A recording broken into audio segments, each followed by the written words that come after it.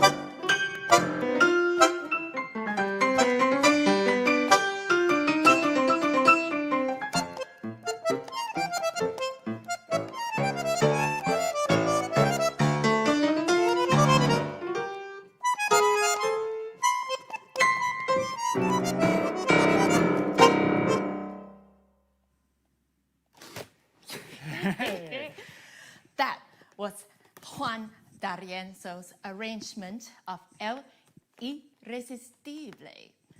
That song, I believe, was from a very, very early tango, around 19 teens, that he took and made very famous over and over again, from the 30s all the way to the 60s. It was kind of D'Arienzo's, one of his claim to fame was that when he came about, tangos were getting, two-part tangos were becoming very popular. Singers like Gardel were kind of the main attraction in the tango world. And he went back and he took old songs and he put a very strong rhythm to them and made them very danceable, and also was bringing back these old songs. So that he ended up having a lot of popularity, I think, in part for that. I'm technically crushed by the sheer fame and the sheer clout that Juan D'Arienzo has all over the world, especially in the tango world. He was, I believe, the only one that sold a single album, on over 10 million copies, for serious real. In the 50s, he sold all of that. Every tango dancers know his music. Every non-tango person knows his music. There might be a song that you know, and we might play at the end of this concert. But he is so entirely famous, I don't even know where to start. Let's start from the top. So, he has a very famous name that he kept all his career. El Rey de Compás, have you heard? The king of the beat, the king of the beat is what called him, because that is his claim to fame. That's what got him lots of money earned, lots of fame, lots of glory, and lots of everything. Hi, Ryan. I don't know where to start. But he is a violinist of all things. Hi, Ryan. You're on YouTube. Winnie is very excited. So I want to just back up just a second. So like, but before the lives, obviously we go and we do a little bit of research beyond what we already know. And Winnie is very excited today, as you can see, about the huge amount of information that has occurred and reoccurred to her.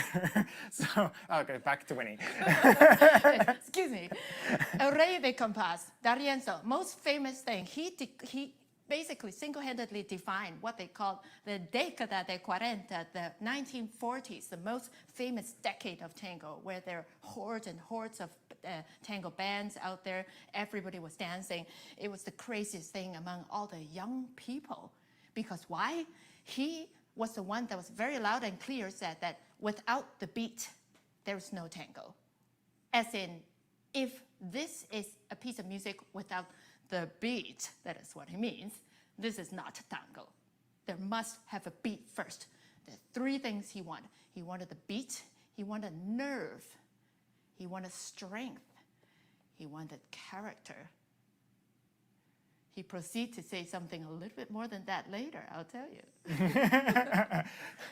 So, well, shall we play this song that we have affectionately come to call Onion? This is C'est Bonjour. All right, here we go.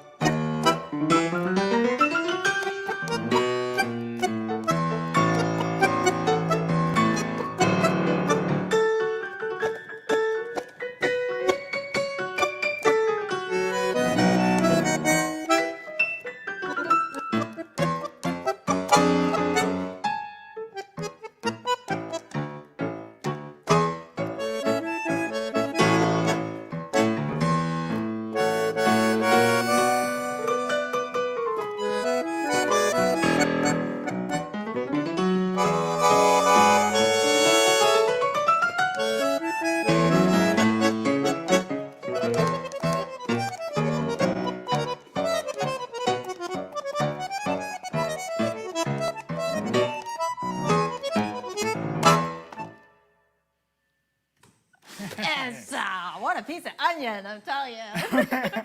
So, as you can hear, the beat is everything to most people when they first hear D'Arienzo.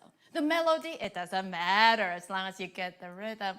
The violin, bandoneon, bass, it doesn't matter as long as you play the rhythm. But as you can hear, she said, right? as you can hear, as you can notice, I didn't mention the piano. The piano does matter. D'Arienzo by the end of his life, he did say, the foundation of my tango is the piano, obviously. It's the piano and the fourth violin. What? Absolutely, yeah. The fourth violin for sure. Why does he say that, Ben? Two reasons. But I think the big reason is the fourth violin was the violin solista.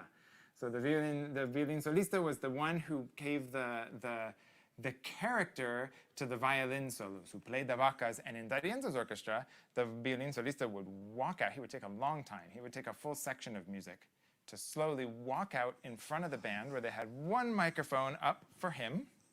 And he would stand there, get ready to play, and then play a solo. And the solos were not fast in general. They were sort of long, sappy, rich solos, but that was like the voice. It was one of the characteristic voices of D'Arienzo's orchestra.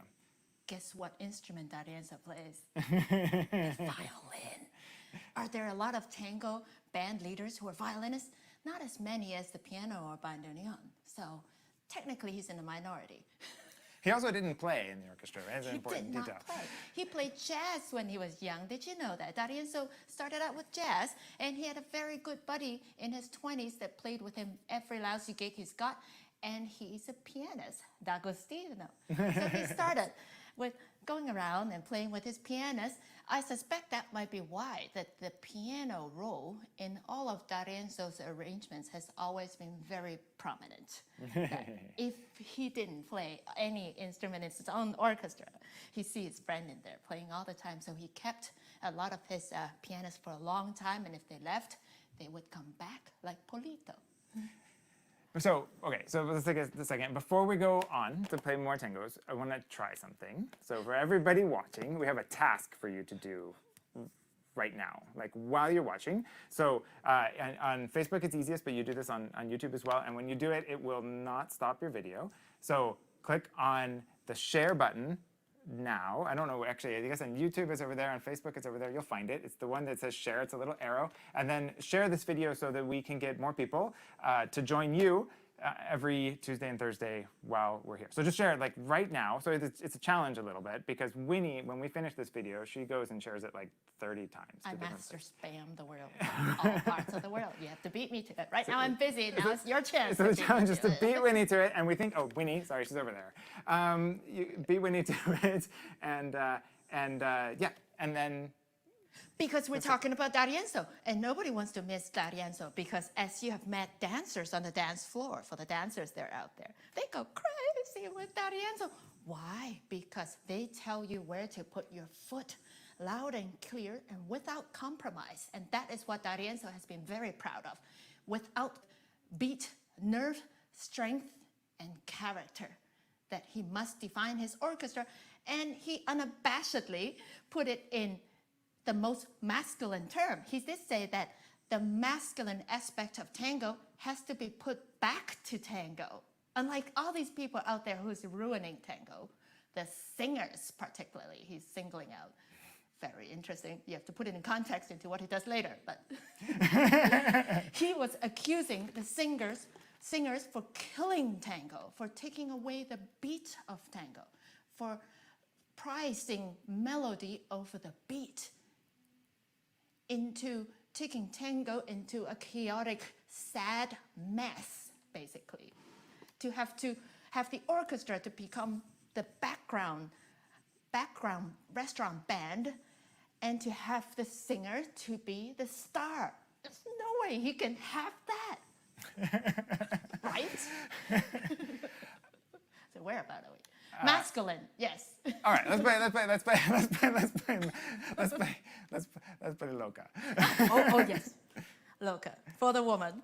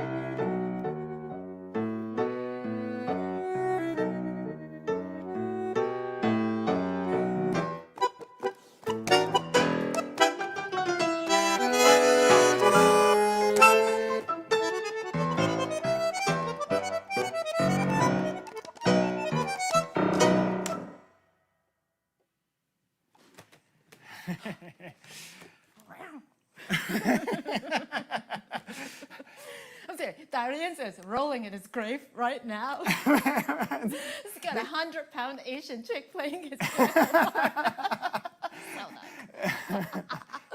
So nice.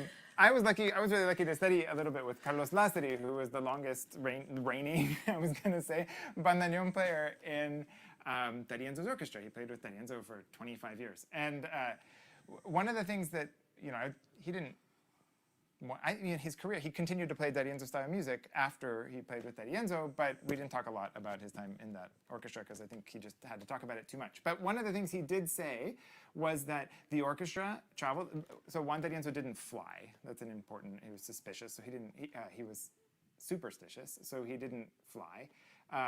And so when the orchestra would travel, even within Argentina or to Japan or wherever they went, he said that the orchestra did not sound the same without D'Arienzo there. And remember that D'Arienzo didn't play in the band. So he had a presence, and certainly his movement in front of the orchestra and the way he directed. I mean, they call it directing. I don't think nobody needed his direction to play the music, but he was keeping an eye on you. Like he would right here. He would whisper things, or not even whisper, like yell things at you as you were playing to kind of like keep it going. And for him, it was part of the show, but it changed the music as well. He's not really superstitious. He was very good friends with Carlo Gardel. As you all know, he died in a plane crash in 1935, right before B.I.G. joined the band. They were all good friends. Carlo Gardel, so D'Arienzo says, they were hanging out, talking after a gig, and then Gardel says, one day I'm going to die. Someday I'm going to die on a plane, in a plane crash. And then apparently a month later he did. So after that, there's no way he'll ever go on the airplane. To the point that the Japanese emperor, who had really been trying to invite him to play in Japan, says, hey man, you don't want to fly? Fine. We'll send you on a ship. It takes only 4 months. And he's like, nah. I said, okay. I'll send you a submarine. Would you come? I'll give you a blank check, anything you want. He did not take the submarine, nor the blank check. I wouldn't take the submarine either. Right. That was after World War II. Yeah. So we're gonna play one more song. But before we do, I want to make sure that everybody watching knows that this Friday we have a concert and some very exciting things coming together with the concert. So we're trying to. It's going to be different. We hope. I think it's going to be different. Pretty sure it's going to be different than what you see now. We're going to probably try a small test of some of that on Thursday so you can get an idea. But we're going to play a full concert, first of all, an hour with Group Muse. And we're going to have the video and sound both live mixed. So Pascal, who's here mixing for us today, will be... let's say hi to Pascal now instead of later, shall we? So Pascal, who's live mixing for us from Chicago today, will be there mixing for us. And then we will also have Diego Tomasevic, who's a great video mixer. From Lujan, Argentina. And Pascal's having a glass of water as we're... Or... All right, we're going to kick Pascal out. See you later, Pascal. Yeah, there's going to be this kind of on-stage and off-stage fun that you could be having with us. But you have to register. Sorry, you do have to register to get all the information from Group Muse about how you join. So please do that. Winnie just posted the link, and we will really look forward to seeing you there. It is filling up. You may ask, why would a live concert online fill up? And the reason is that we want to make sure that we have resources to provide technical support to anybody who needs it. So the internet will explode, is what he's saying. Yeah. If there. Well, it's like, how do I mute it? I can't hear anything. We have somebody there helping everybody work through those things. And if we had 1,000 people, which would be lovely. Before we play this song. Sorry, all right. So before we play this song, there's so much more to D'Arienzo that I cannot tell you all of it right now. You must look into whatever you can put your hands on. Make sure you get 5 versions of the same write-up because you will see what it is different between the write-up. One thing I would say is I am very honored and proud to be playing D'Arienzo on piano, because I will tell you, in the beginning, I don't like playing D'Arienzo. Because why? It hurts my bones. It hurts my physical body. Why? I study the tapes of these pianists on tape playing D'Arienzo. The guy is 6'5". He's like sitting on top of the piano, and he was in pain. I saw it on the video. It's like, this is not good. Why? And then after 4 or 5 years or so, I discovered that you can put what you learn in life to what you do on D'Arienzo. Meet a rock with water. Do not try to put a hole through a rock by force. You put a hole in the middle of the rock by constant moving water. You don't strangle the piano. We'll show you on this most famous D'Arienzo in the world. 10 million copies sold. On any YouTube channel, there are like 3 million views. It's ridiculous. Yeah, written by Uruguayan, which And he claims to be half Uruguayan after that. all right. So the most recorded tango of all time were contributing to the collection.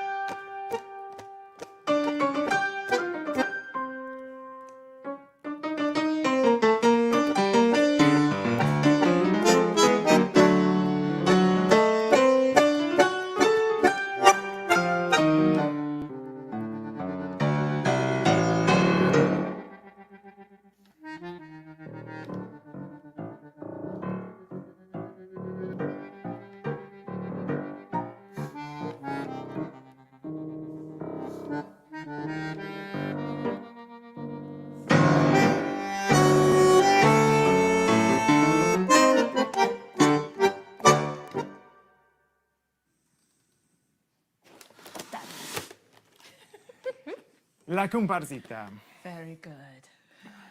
by Matos Rodriguez. Thank you, everybody, for being here. Please join us on Friday if you can. The link is above. There's also an event. Is that what it's called? On Facebook? I'm not very Facebook. An event on Facebook. You can join from anywhere, anytime, at your own speed with your own drinks.